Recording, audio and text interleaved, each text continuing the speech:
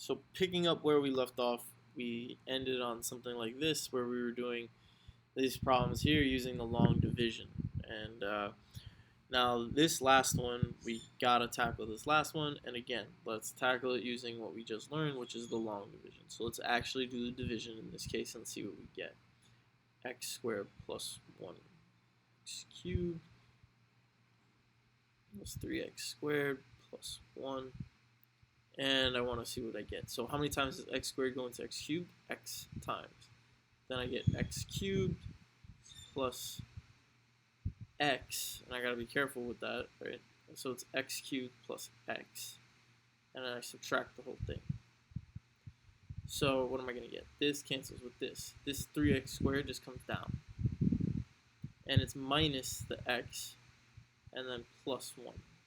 And then I go, how many times does x squared go into 3x squared? Positive 3 times.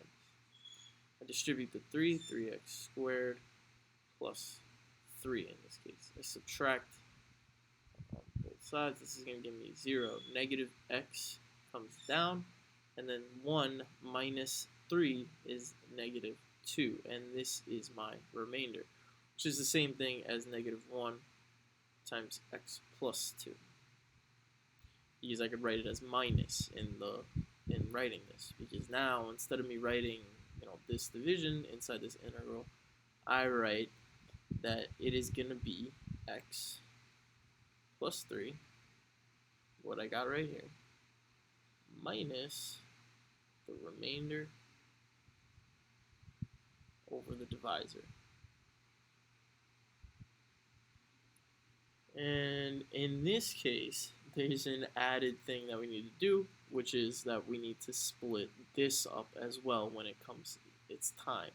So what do I mean by that? I mean that we got to split up this by the numerator, this fraction here, by the numerator now.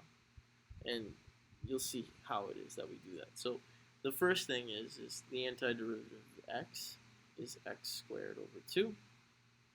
The antiderivative of 3 is just 3x. And like I said, this term here, maybe it wasn't beneficial for me to factor out the negative 1, because it's better if I probably see this as the antiderivative or the integral of x squared plus 1, right? And, or better yet, let's just first see 2x squared plus 1 dx. Okay, so all I did in this case was that I just split this along the numerator. Okay, I just did some algebra.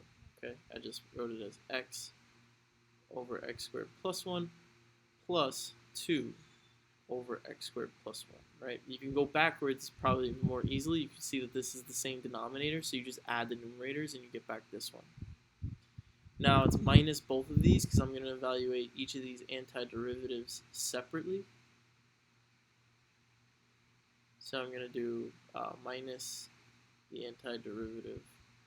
So it's minus this whole thing, right? That's what's key. Minus the antiderivative of x over x squared plus 1 minus, because it's minus the whole thing, the antiderivative of 2 over 1 plus x squared. And it's not a coincidence that I wrote it with it being 1 in front, because we got to remember 1 is 1 squared.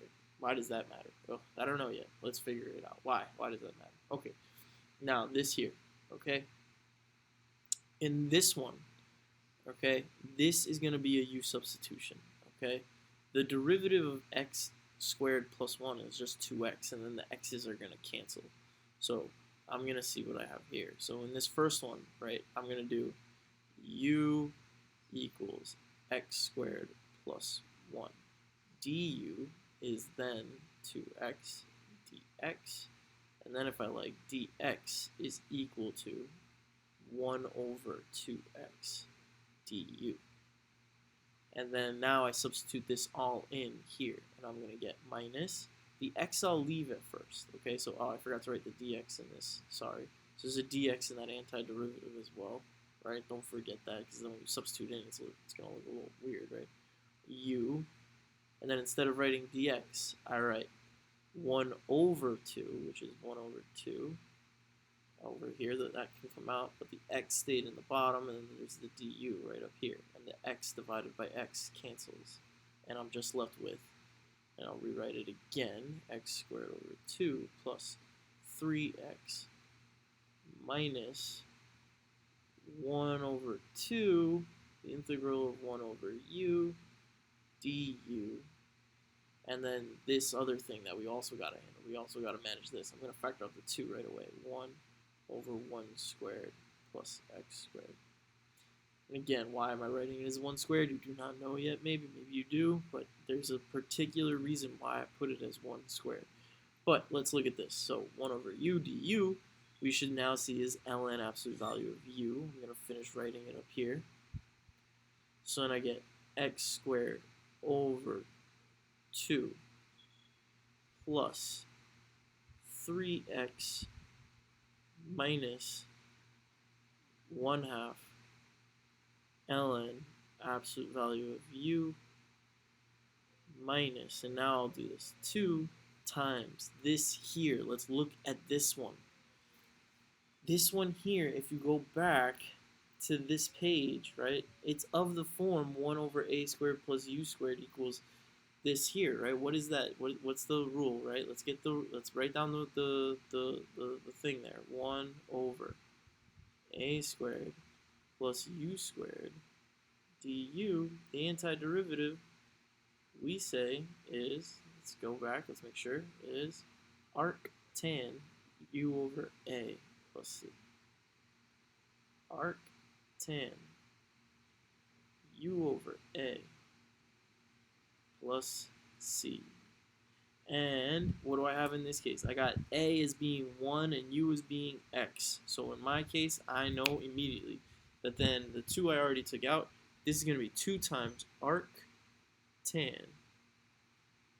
What takes the role of u? X. So it's x over, what takes the role of a? 1. Over 1, that's just that. To x over 1. Right? U over a. Okay, now the only last thing that I need to do is substitute for u in this other one that I wasn't finished yet. X squared plus 3x. Don't forget that. You should probably do that first. Apologize for going out of order than what maybe you should have. But okay, absolute value of whatever you made u. What did we make u in this case? We made u x squared plus 1. Minus 2 arctan x, and of course you have to put plus c. And this is an antiderivative for this right here. Okay? And I'm sure at some point of you doing this, you're going to be like amazed that you could actually do this.